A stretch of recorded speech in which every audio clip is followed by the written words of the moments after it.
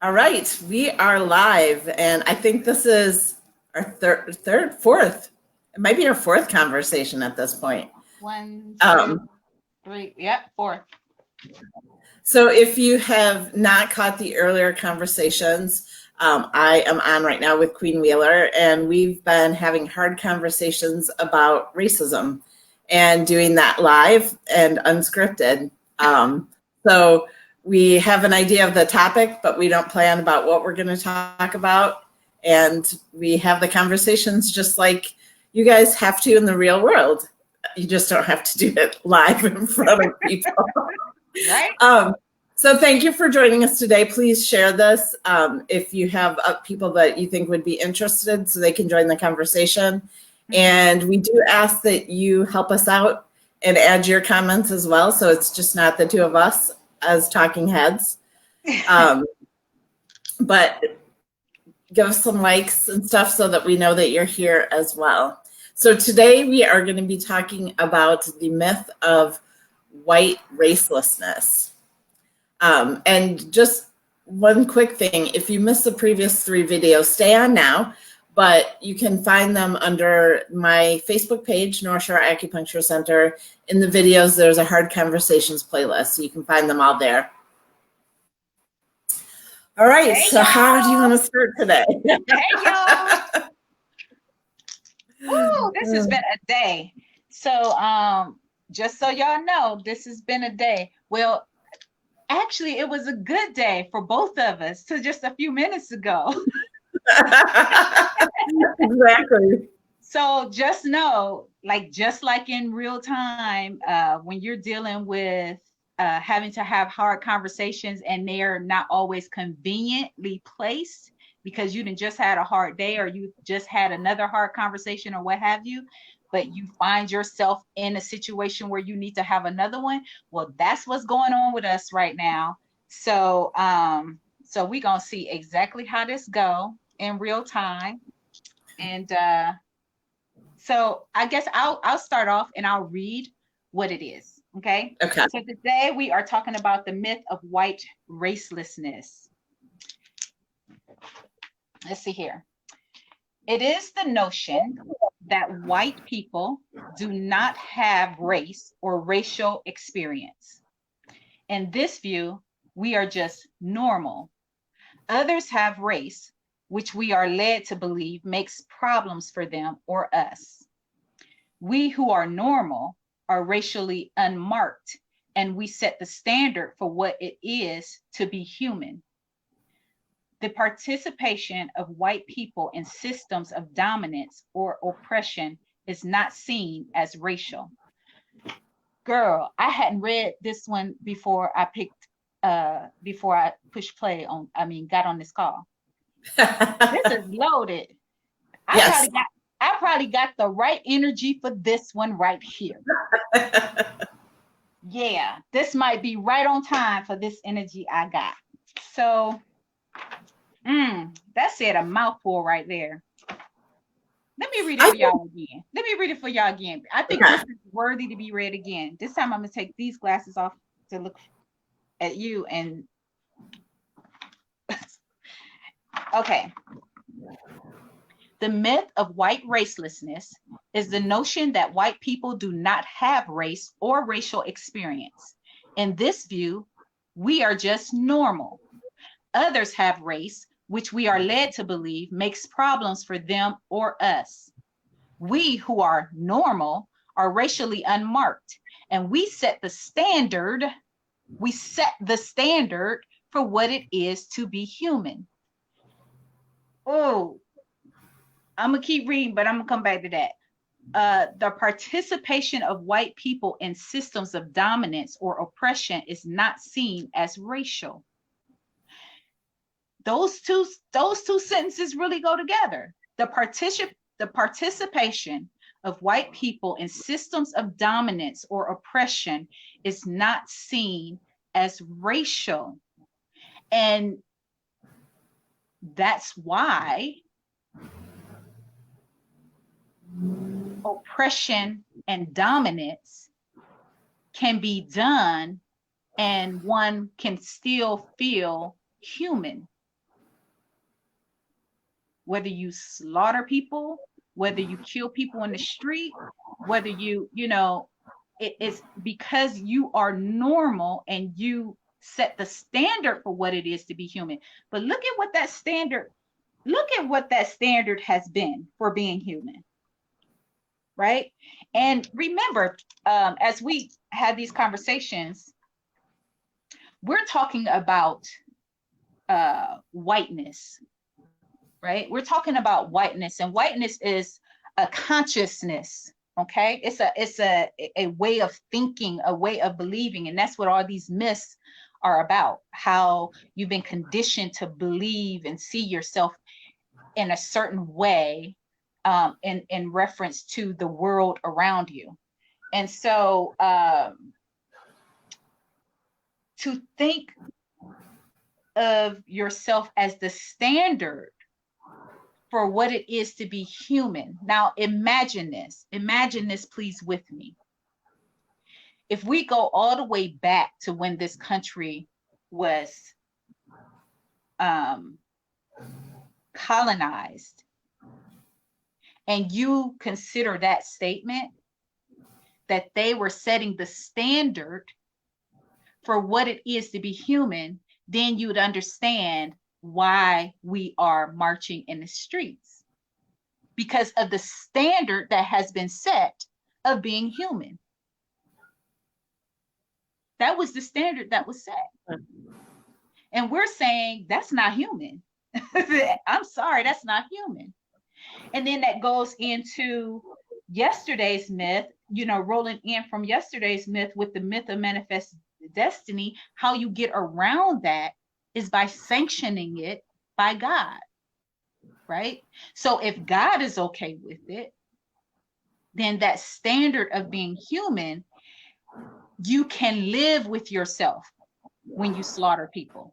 You can live with yourself, when you abuse others. You can live with yourself when you neglect or overlook others. You can live with yourself because you have the manifest destiny riding right alongside. Because all of these, just consider all these myths, they riding hard in one car, like they riding deep, right? And they build on each other to help keep you comfortable in the racism.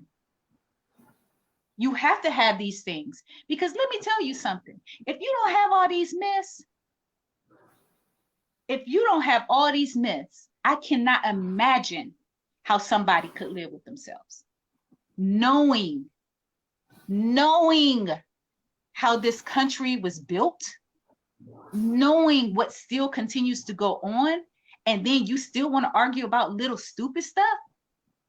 And like you want to argue over whether you agree with Black Lives Matter when you sitting up there looking at a man's knee on a Black man's neck. Now, and mind you, you've been seeing it all these years.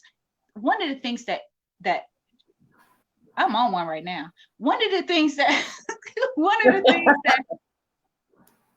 oh my goodness. One of the things that really trips me out is when I hear a Black person say, "Oh my God, that movie was so eye-opening," or "Oh my God, that documentary was so eye-opening." Where the hell you been that your eyes just now getting opened by a movie and we living in this stuff? But all of a sudden your eyes, that was eye-opening. Where have you been that you had to watch a movie or a documentary? Are you that disconnected from your fellow man that all of a sudden you wake up because you're watching something on a screen that you could choose to watch and believe or not? Privilege, right? Yeah. You can disconnect from and say, go ahead. Would 2016 Queen have been eye-open? Like if you would have watched 13 in 2016, would that have been eye-opening? For me? Mm-hmm. No, girl, I'm Black. I live the Black history. No, it ain't eye-opening for me. No, but what I would have been hoping against all hope is that, because I'm telling you, back in 2016, I was asking my spirit, oh, to watch stuff, watch this, watch that, just hoping, just like I was doing back in the day when I would be in church. I would, drop little things, little hints, little knowledge, little, encouragements or whatever, just hoping that they would watch something and their eyes would be open, right? And that I wouldn't have to come out and say, wow, what you just said is not only ignorant, but it's offensive, right?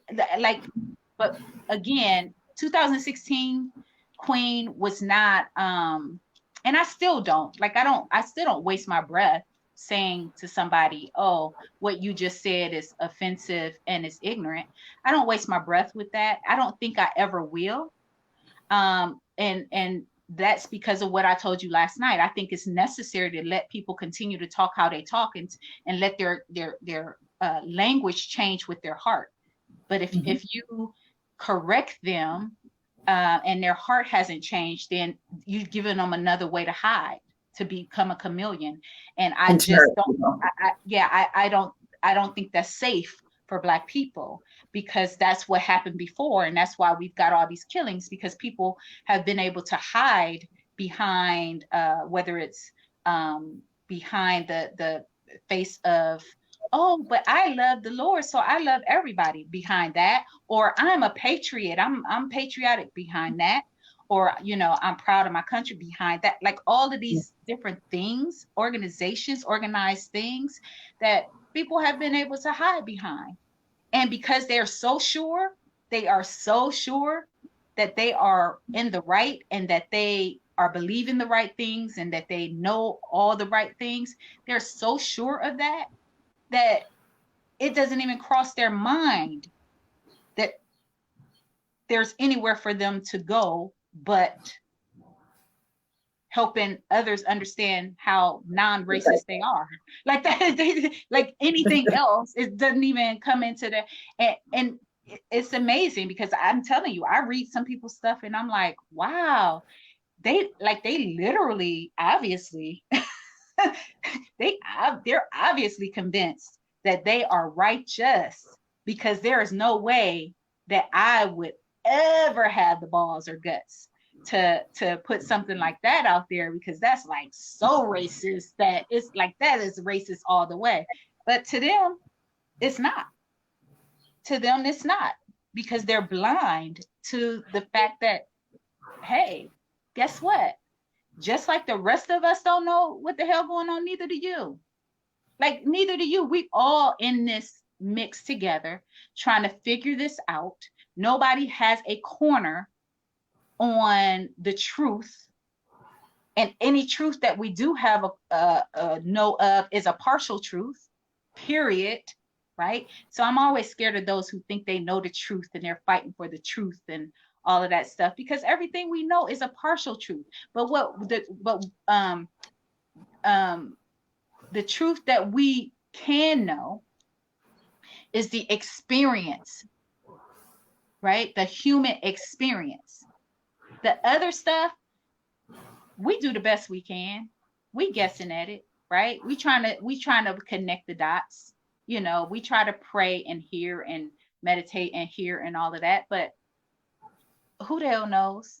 Who the hell knows? Like, whatever. So, anyway.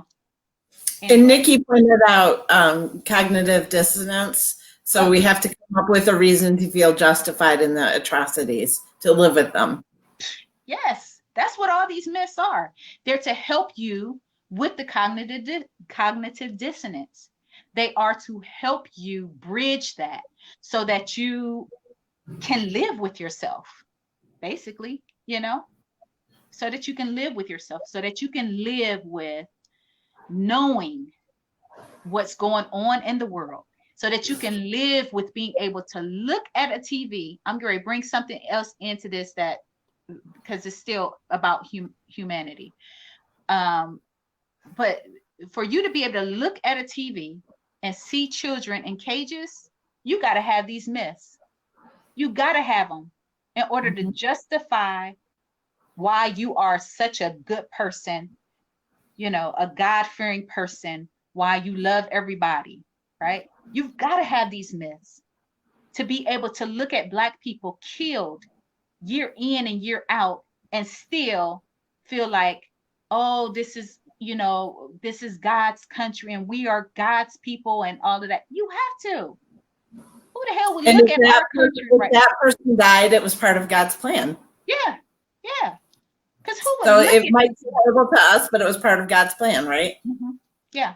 Of course, anything like that, God knows we need to put it in God's hands, And again, let me be extra clear.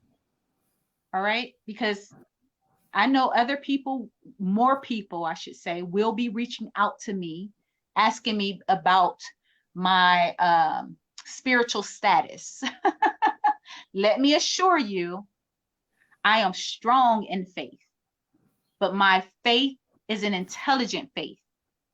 It is not a blind faith. It is an intelligent faith. So I am strong there. So you don't have to, please do not stay up all night praying for me. Please do not feel like you got to tell your church to pray for me or anything like that, because Queen is good over here. Okay. I take my spirituality very seriously. So y'all don't have to worry about that. What I would like you to spend that time doing is really contemplating, right? Really contemplating with all that you know and see. How is it that you're able to look at it, see it, know it, and still say, but? That's what I want you to focus on. I enjoy anybody praying for me, but I just don't want them to waste time when they could be doing something much better, which is to pray on that. Yeah. And Preston said, or they've just sacrificed your humanity to be able to witness these atrocities from the comfort of your privilege. Oh. And I think a separate thing is turning your eyes away. So I have a lot of people say, well, I can't watch the news because it's too upsetting to me, or I can't get involved in politics. It's too much. And that's just wrong. You can't turn a blind eye to atrocities that are happening because it makes you uncomfortable.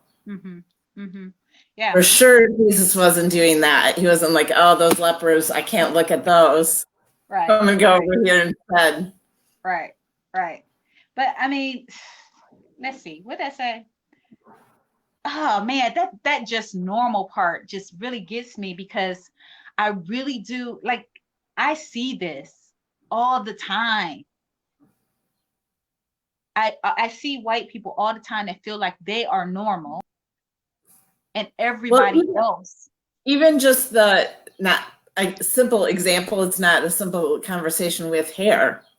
And that there's certain hairstyles that are professional and certain hairstyles that we say are not professional that you can't have in the workplace, you can't have at the school, you can't have if you're going to be in sports.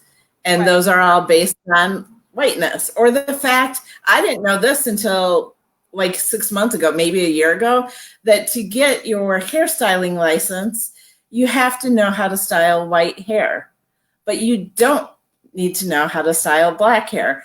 Why? Well, that was my first profession, so that's what I went to school for. Yeah. So I can tell you that is true. That is very true. Yeah.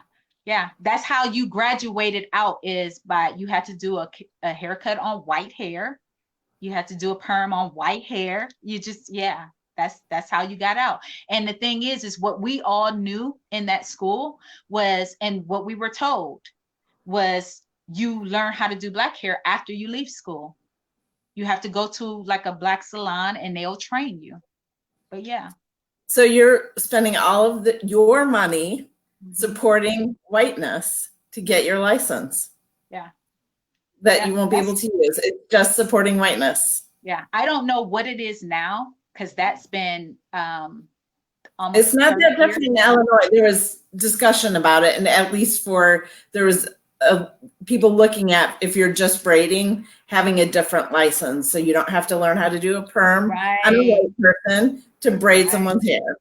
I'm gonna tell you, that was one of the things that was a huge deal for us in school when I was in beauty school is that we felt like we were, I was going to say pimped, but, but basically, because we went to the school and part of your hours was clinical hours. So people would be able to come in and get their hair done. Well, Black people would come in and get their hair done because we were pretty good at doing Black hair. But what we were not okay with is that the school was making money off of us bringing in clients, but we didn't learn that skill there. Yeah. And we had a lot of heartburn over that, that they would keep on taking Black clients and Black clients kept on coming. And yet they didn't teach us the skill, but they were making money off of the skill that we developed at home, right? At And home. making money off of teaching you something that you didn't need to know necessarily. Exactly. And I would say we needed to know it so that we could service all people. Yeah. However, we didn't learn how to do the hair of all people there. We only learned how to do white hair. Yeah, absolutely. Yeah, that is so true. And there's so normal. many just little things like that that like I don't even have a clue about. I'm sure. Yeah. Oh yeah. Oh yeah. And this is the one thing that I want your viewers to understand. We do have, like, we are not sitting around talking to you about everything, right? We're not walking through the world educating you on our world, right?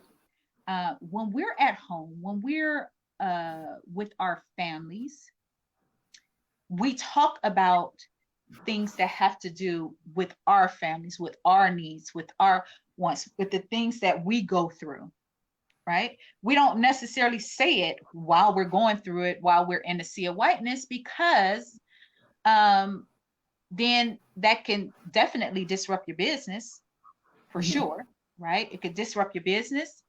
It can cause you to lose favor with people that you will one day run into, and they have the power to control how far you go, or if you go, if you get in the door, or if you don't. And so, we don't sit around and talk about, in the presence of outside of our homes or what have you, we don't often talk about the hardships that, as Dr. Joy DeGruy called it, the hassles of being Black, right? We don't talk about the hassles of being Black, the hassle of having to straighten your hair versus wearing it natural, right? Or taking swim class. Yeah, exactly. The hassle of, even when it comes to, one of the other things, and this where it's talking about normal, we're normal, the whiteness is normal. We see that pop up in so many areas, and it's so fascinating to look at it, how it has done over the years, right? Because it's gone from flat butts are normal, and looking at Black women in a very sexualized way because of how round their hips and round their butt was, to now all of a sudden big butts are normal, but not Black big butts, right? To the point to where now even Black girls are going to get butts, like with it, because whiteness has taken those butts, Kim Kardashian and all of them, right? And all of a sudden selling us back our own natural way of being, you know what I mean? So it's things like that, no different than our music. Okay, white music was the norm, and then all of a sudden, oh wait, let's go get this music and bring this over here, and now it belongs to us, and we're going to sell it back to them. So it's just that our stuff is not normal until it is deemed normal by the white culture. Put a white face on it, like Elvis. Mm-hmm. Yeah, yeah, yeah. Or So Kardashian. yes, yes. Um, but the other interesting thing about the racelessness, I had one of my white girlfriends say to me one time, she was like, "But Queen, like I want culture. So what am I supposed to do?" That's what she said. She was like, "But I want culture. What am I supposed to do? Like I don't find culture in whiteness. So yes, I'm gonna dance. I'm gonna use this culture's dance. I'm gonna use this culture's spiritual practice. I'm gonna use this culture's, music. I'm gonna use this culture's art." Right? She's like, because like I don't know, I don't even know what culture we have other than what has been taken from other cultures. And I don't know if that's true or not. I haven't done my research to see if there's a such thing as white culture, what has been developed by. Um, I only know it from the standpoint of colonization and appropriation. Um, so I really couldn't tell you. People talk about it a lot as it's either bland, like really bland and vanilla and boring, or it's like all racist stuff. So they don't want that unless you have something from your heritage. Like I'm Norwegian. We have lefse. I don't have much for you. We say oofda instead of shit.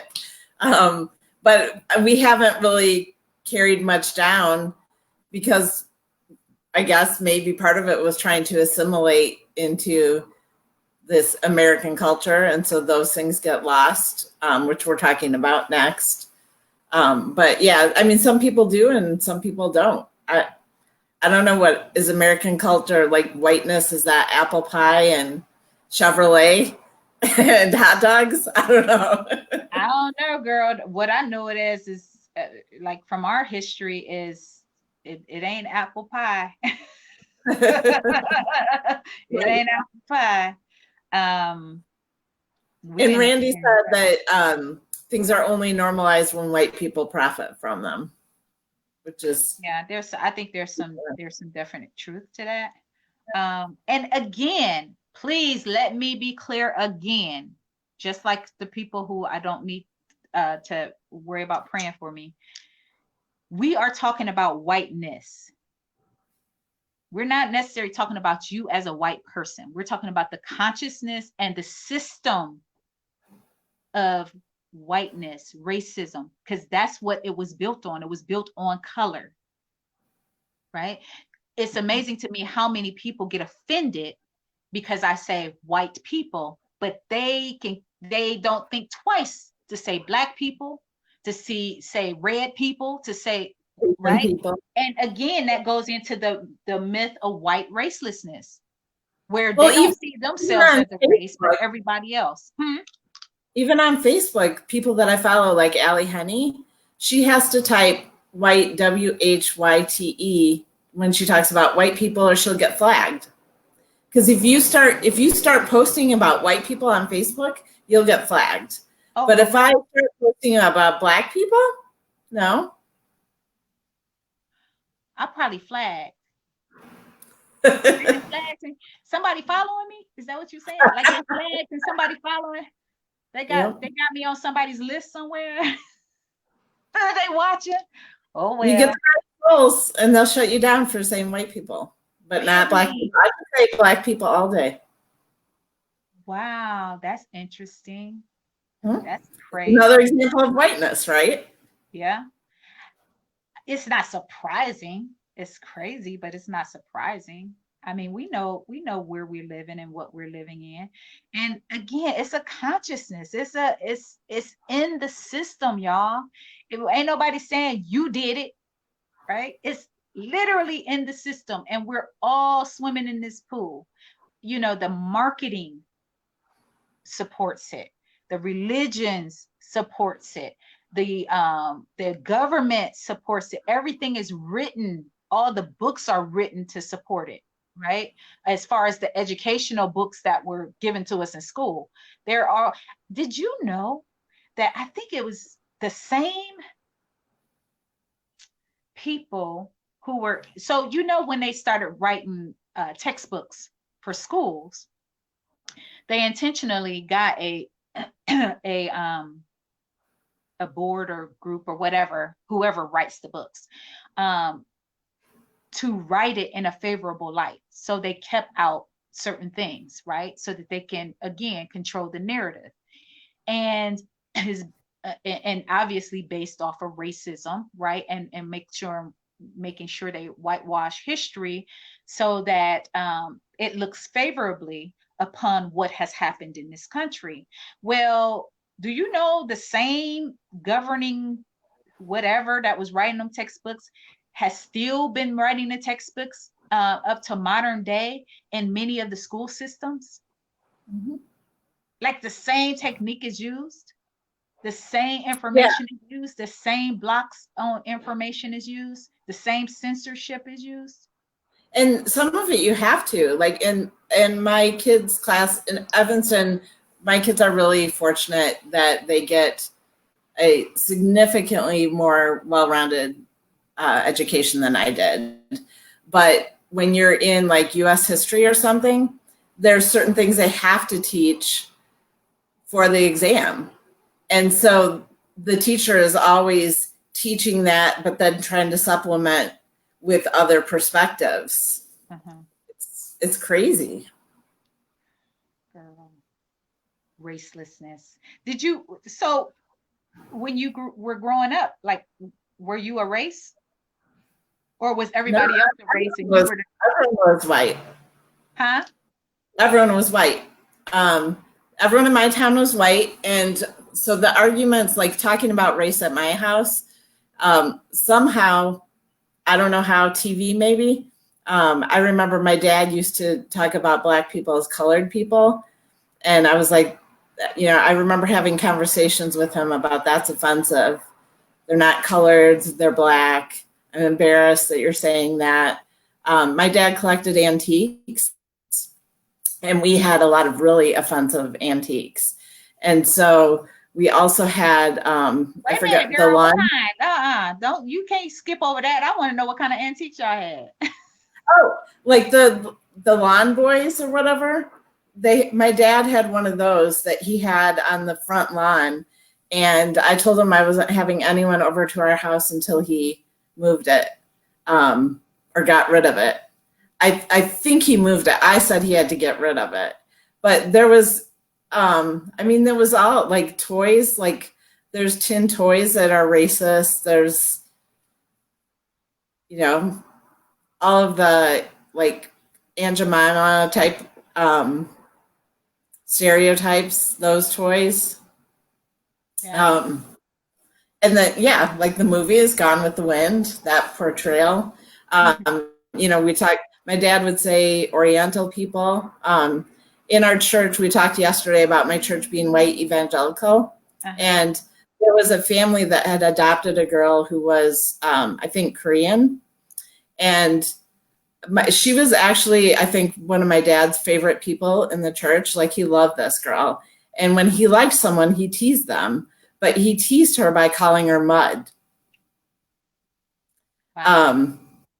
And her mom had a conversation with him about how that hurt her and how she felt. And he disregarded it, like thought she was, you know, I don't Sensitive. know. Thought she was sensitive. Yeah, sensitive, and he wanted to toughen her up for the real world. Like, I do. It's one of Wow. those examples where it doesn't matter what your intention is, because my dad's intention, he really truly loved. Like, I see how my dad acted around people he cared about, and teasing. The more he teased you, the more he liked you. Uh-huh. But yeah, so he had great intentions, but his actions caused significant harm, and so that's why when people say, oh, but that wasn't my intention, that example is why it doesn't matter what your intention is. Yeah. It's what is the result of your actions. Yeah. Wow. Interesting. Yeah.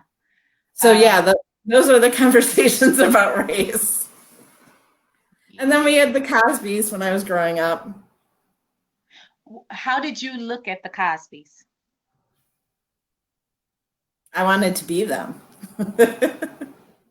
But I like, did your family look at because you know, the Cosbys were good and there was a shadow side to it. So it was good because it depicted Black people in a favorable way. And it was but they bad because it depicted Black people in a favorable way, right? of So it was whiteness, good because it of told the whiteness, truth. right? Yeah. It was good because it showed the truth of the how broad, Black people are, as far as how cultured, how educated, how, just how broad we are. And then it gave, I think, a little of the Oprah effect too. Like, well, if they're like that and you're not, then you must be a thug because you have a choice to be that and you're not. Again, allowing you to overlook the systems that has been put in place to make it much harder for Black Americans to live like the Cosbys. Mm-hmm. Yeah. So I think it was good, and it was, you know, it could be used that. But this is the thing. I don't care how good you do stuff. I don't care how much favorable stuff you show. A racist will always find a way to use it to justify their racism. Right. Period. I don't care what you're talking about. For instance, if I don't put any labels on anything, right? And don't say I'm talking about this or this person or that person, and this person is that color and that person is this color, right?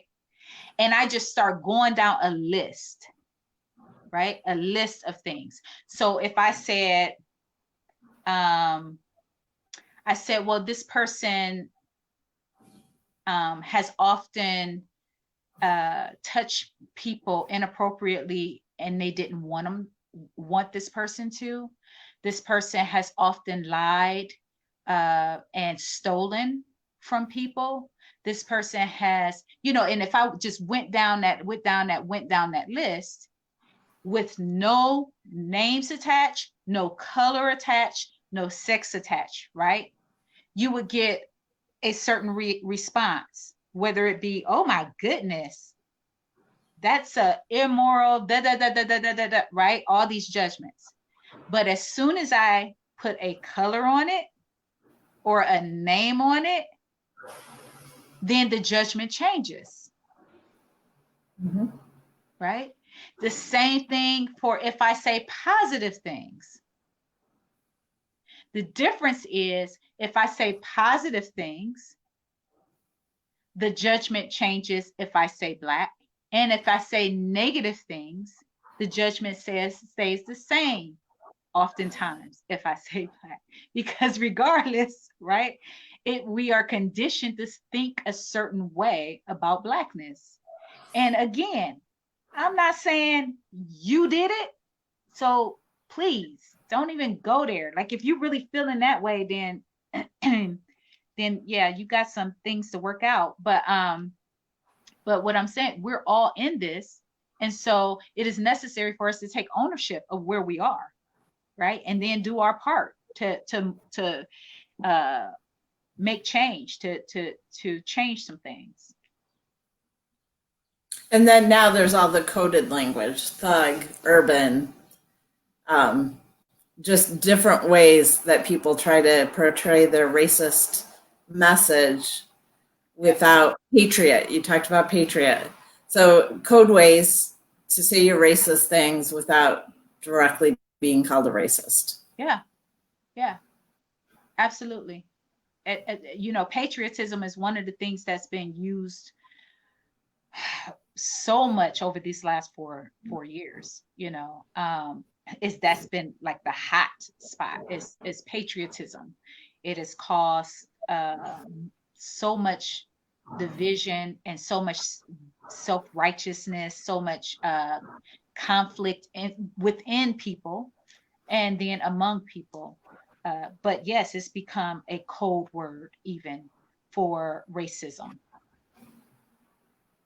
Absolutely. You know what? Brother and sister have become a code word as well, because I've been hearing that, it was been over the years, but you'll hear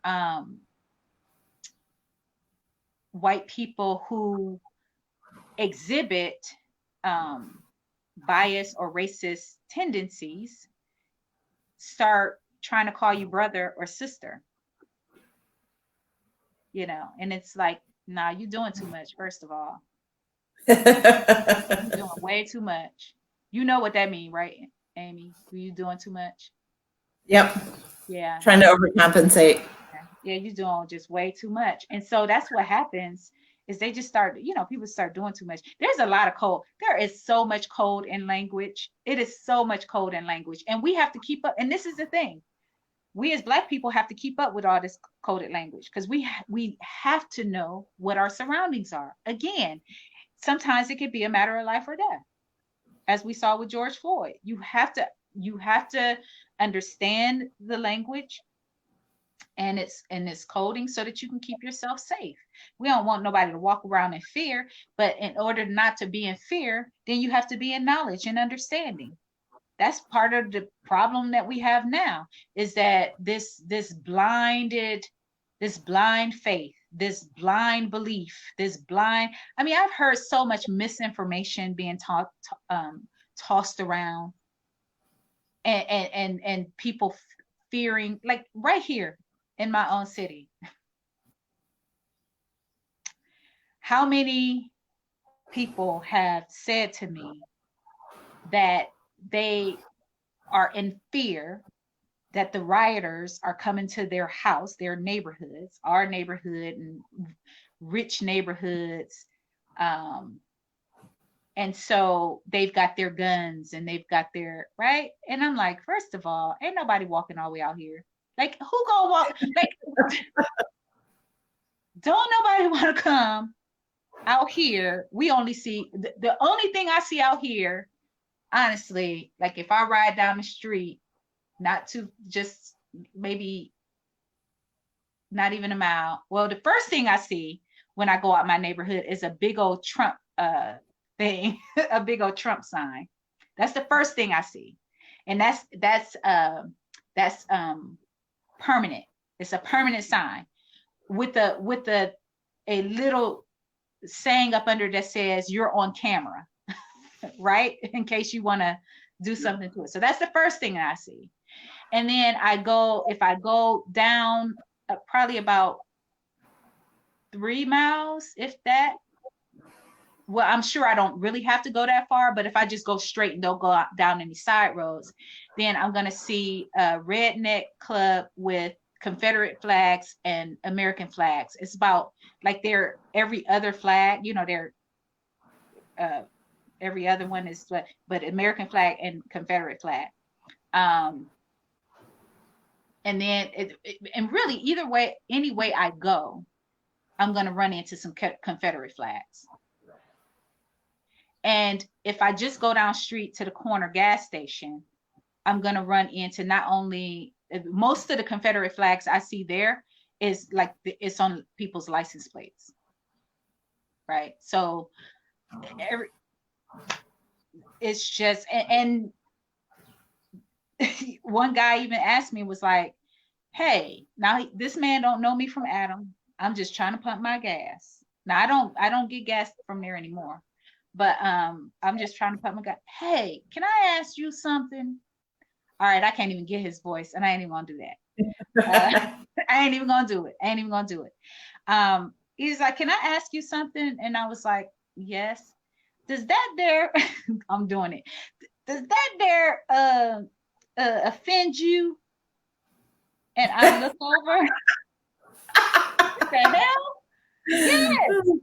Like I'm like, wow. this is America. Like, this is America in the 2000s, the 2000s and teens, you know? And so it's things, but those are the hassles. Those are the hassles of being Black. People don't. Yeah, Preston said he just took a picture of a license plate that said "in Klan." And Nikki is saying that when the protesting and rioting and looting first started, a white woman responded to a comment she posted on a thread and said, "Democrats always destroy their own neighborhoods." I responded and told her that the protesting had nothing to do with being a Democrat or a Republican, Well, and wait that a she minute. could just Wait say a what she really minute. wanted to say. Of course, she didn't respond to me challenging her. But wait a minute. She said Democrats Always always destroy their destroy own their neighborhood. own. Now, where else do you hear that? What other word is put there That's what to Nikki place a said. She's Democrat? like, I said So it has that's what nothing she, to do with Democrat or Republican. She should just say what she really wants to say. yeah, yeah, that's code. Again, code.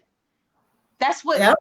white, I hear that from white people. They say Democrats or liberals. They say it like they're saying Black. They're like that, Yeah. like that's what If that we're party talking about represents. you, it would be Snowflake. Right. It would be Snowflake. You're a Democrat. If you're a Democrat, you'll be Snowflake. Yeah. A snowflake. They call liberals, white liberals, snowflakes. We're Oh, fragile. oh wow. You like that? What you feel about that, Amy? I don't give a shit what people call me. I'm Oh not my goodness. fragile. Oh my goodness. That's like a bomb, right? Just like RBG. Oh my yeah, yeah. That was good. That was a good documentary. Um, let me see. Racist, dominance or oppression. You know, those two words, dominance and oppression, it's the it's necessary to have a myth to be able to look over those things, right? Because that way you're able to, in your job, when you're practicing dominance or oppression, it can be seen as you're a good businessman, a strong businessman, right? That you are what do you call it? You are what is it? You stick to your guns, or you're, you know, a straight shooter. All of that Mm-hmm. crap is code for trying to dominate others and oppress them. That's what, you Yep. know. Yeah, he's a strong businessman. Yeah, he's a all of that kind of stuff. Yeah. So that all those code words um help cover up the actions. But again, like as we read over these myths, and then we talk about the experiences that we have either witnessed or directly witnessed or experienced ourselves, um, it would take all of these myths and more to overlook what's right in front of you. It would take a lot of myths to overlook what's right in front of you. And obviously, these myths work very well because there's a lot of people overlooking right what's in front of them. So there you go. Myth working. Myth working. Check. But hopefully, you know, as we discuss these myths, people will consider them and look at, you know, how am I carrying on these myths? How have they affected me, right? How have they gotten into my psyche without me even knowing? Because remember, we're all in the pool. These are the very things that, like I said, after um 2016, I had to look at, like, how wet was I with these myths? How much of it did I actually take on myself in order to cope and be okay in this, what we're seeing, you know, and for me to be okay and be comfortable in it and still be able to operate. And that's another thing. I don't think it's really understood how much work we as Black people have to do in order to live in this United States and function every day in a way that we can do it pleasantly while still wearing a smile and being kind. Because a lot of these things, like when we hear, I'm speaking for myself, I have heard so much since I've been out here, right? I have heard so much in every job that I've had, right? In every job that I've had, and every organization that I've been in, where I've had to just sit and be quiet and let it ride. And that takes a lot of mental power to be able to sit and listen to people say some of the most ignorant, racist, offensive things where it goes completely over their head. They don't think it's racist, offensive at all, right? And you have to sit and listen to it. Or allowing. And on top of that, you're expending energy presenting yourself in the white way. So you have both of those things just draining your energy. Yeah, absolutely. Absolutely. Absolutely. Yeah. Trying to dress a certain way, talk a certain way, walk a certain way, present yourself a certain way. And it's interesting how when you say that, Angry. yeah, exactly, and not come off as angry. And it's interesting that when that is said, oftentimes it's the equivalent of the white way is the right way, right? So it's considered, no, you're just being normal. So if I want you to speak a certain way, I'm just asking you to speak normal, meaning speak proper English. And we already discussed that. None of us speak proper English. None of us, right? Or I just want you should look presentable. To who though? By whose standard? Right? But if the standard of normal is dictated by the majority, then it's to the majority standard. Right. And I know that there are yourself a certain way, because when you express yourself this way, it's too much. Too much for people, too loud, or think about the things that we say. Like we say things like, well, that's not professional. You didn't handle yourself in a professional way. Let me tell you something about professional. One of the things that, and I know I mentioned Dr. Joy DeGruy a lot because I really respect her work. But one of the things that she talks about, the differences in culture, is the way that Black people view the world. Actually, it wasn't her. It was Dr. Nichols. Dr. Nichols. I think it's Edwin Nichols. I believe Randy's on, he'll probably tell us. I know, right? I believe it's Dr. Edwin Nichols who he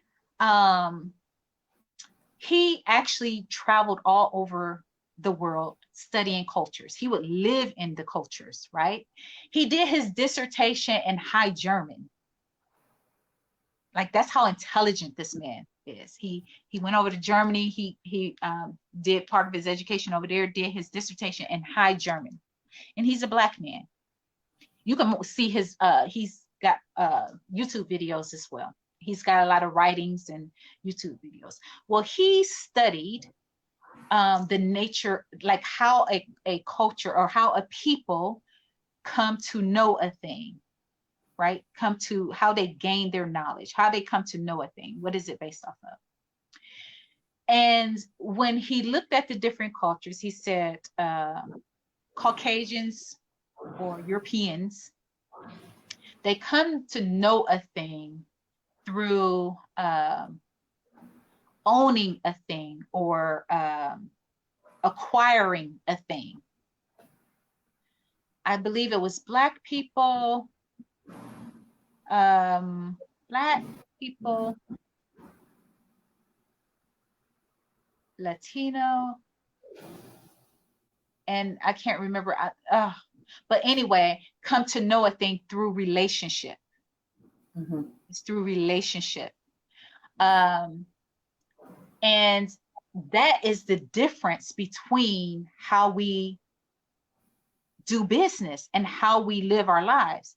And so in the workplace, right? In the workplace, when you say things like, oh, that's not professional, or you're not being professional, we have to twist ourselves to fit into what professional is. Because we learn a thing, we interact through relationship. It's not about acquiring. It's not about you've acquired me because I work for you, therefore I must, again, the same template for slavery. I've acquired you, therefore you must perform this. I have a quota for you, right? And that's your purpose for being here. That's acquiring things. Whereas we learn and know a thing through relationship. It's all about how does that affect or relate to the people involved, right? How does this relate to us? How do we relate to each other with this? How does this relate to us, right? So so being professional really means to me being kind of stuffy, right? Being stuffy, being to yourself and being, and so, you know, Authoritarian, telling people what to do versus consensus. mm-hmm, So we mm-hmm, say you're not a leader because you're working on getting consensus versus making decisive action. right, right. Versus being relational, looking at what's best for the group, you know. And yes, and we are taught that in this United States, this American culture. When we talk about leadership, you know, we're constantly talking about leadership. Now, yes, we have leadership as well, but leadership speaks for the whole because they speak to and in and with the whole, not because they didn't made up their mind about something and come on, follow me. No, because we came to a consensus and then they're the spokesperson. Okay, now you go tell them, right? It's through relationship. And so there are so many ways in which I think there are Black hassles, you know, the hassle of being Black in the workplace, in the temple, and the organization, right? In the city, in recreation, In the all of school. that. Yeah, absolutely. Absolutely. Yeah. Even with the one of the things about, again, how acquiring versus relating, one of the things that I in my studies with Dr. Joy DeGruy, one of some of our coursework had to do around looking at young children and the education system and how that plays a part as well, and how up before a Black child goes to school, they are often ahead of their counterpart, and then when they start going to school they fall behind. And one of the reasons is not because they can't learn, but there is some things to the effects of racism on their brain. But one of the biggest things is because we are relational people, they only learn from those who they think like them. Mm. And if you know anything at all about little Black children, they will read you at the age of 2 and 3 years old. They know whether they like you, that they know whether you slick or not. They know all of that. They're looking at you side-eyed or, you know, what have you, because they have that sensory acuity. So when they go into the classroom, if they don't feel like the teacher likes them, they can't learn because they only come to know a thing through relationship. Yeah. So you have all of these Black children who have been in these schools, right, where they feel like they're not even liked by the Mhm. teacher, where they're talked down to or what have you, right? And or they can tell that there's a difference being made between them and the other kids. And it prevents them from learning because they will only learn from those who they feel like them. So yeah, Hadn't heard that before. yeah, yeah. They had a they did this they did this it was a what do you call it, a test, a experiment with Mhm. a group of white kids and a group of no a white little boy and a black a white child and a black child, and they asked the white child, okay, if you were out on the playground and you dropped your dime, how would you go about finding it? Right? If you dropped a dime on the ground, how would you go about finding it? So the little white boy said, well, I try to think of where I was last. Then I go there and look there. And then if it's not there, I'll figure out where I was before that. And then I go there and I look there, right? Teacher, and of course the experiment said, good, that's good. They asked the black child, how if you dropped the dime out on the playground, how would you go about finding it? And he said, well, I'd get all my friends and we'd all line up against the fence, and then we all walk all the way to the front while looking and see if one of us find it. And they said that was the wrong answer. So see, whoever controls the narrative, right? Whoever controls the narrative controls the right or wrong answer. So imagine how many tests are not even made with the consideration of how we interact and how we view the world. So that's fascinating because I used to teach math at NIU, and I had a student, Marcus Lee, who was brilliant. He was I was so jealous, but he didn't think he was good at math. And so I was trying to encourage him, and like he would do problems in a way I couldn't think of, exactly like that, because I would have gone to the last place and whatever. And so he would do the problem in another way.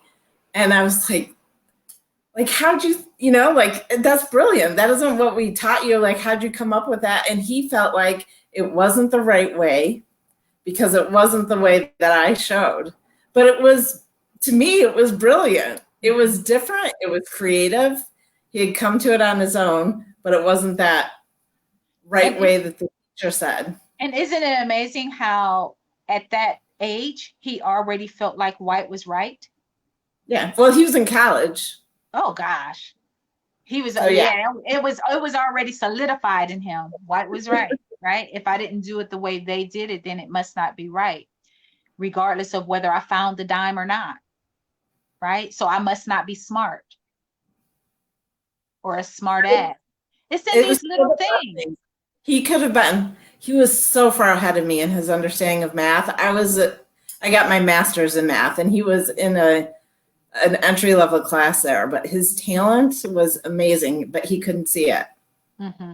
Yeah. Because no one told him, Yeah. or Well, he just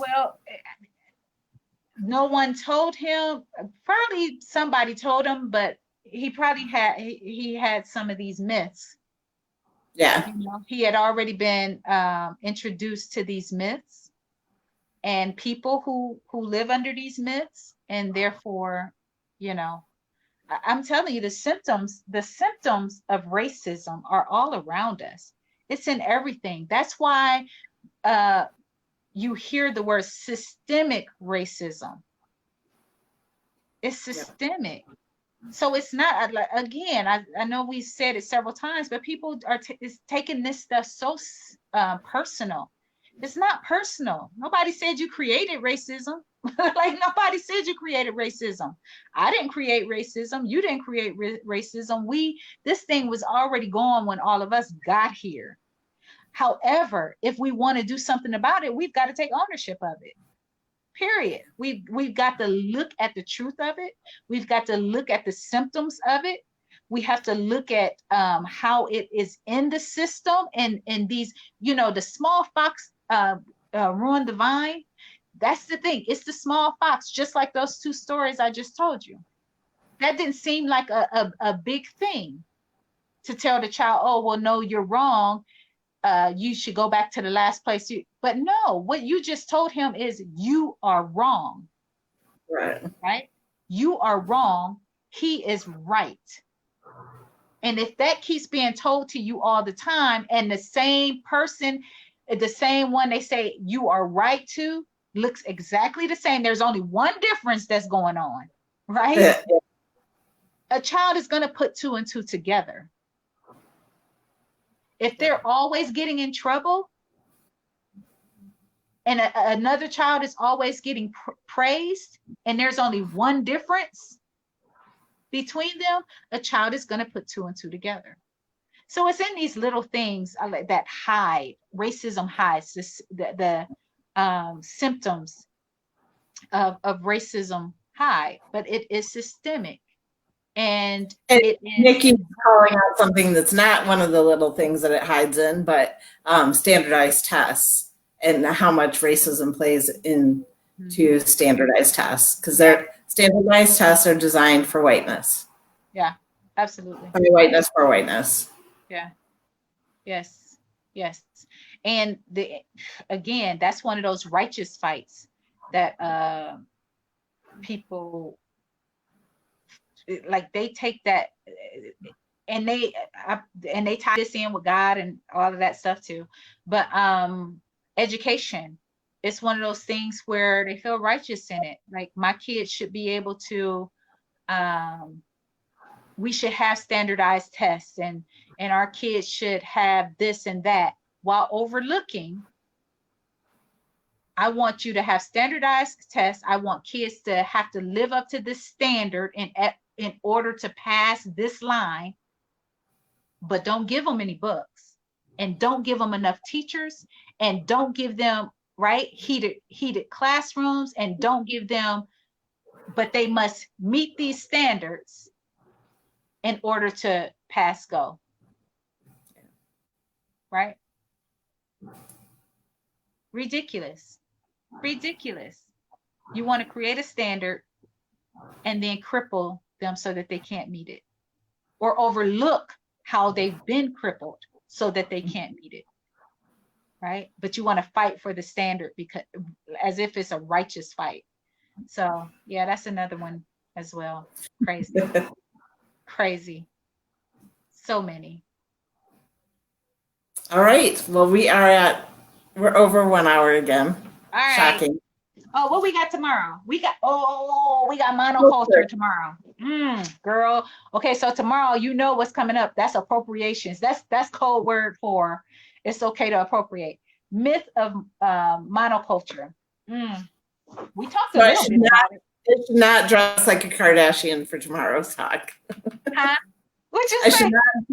I should not dress like a Kardashian for what we discussed tomorrow. Girl, you better come like Kim. You better come looking like Kim, with the lips and the fullness and all. Braided hair, and I'll get tan.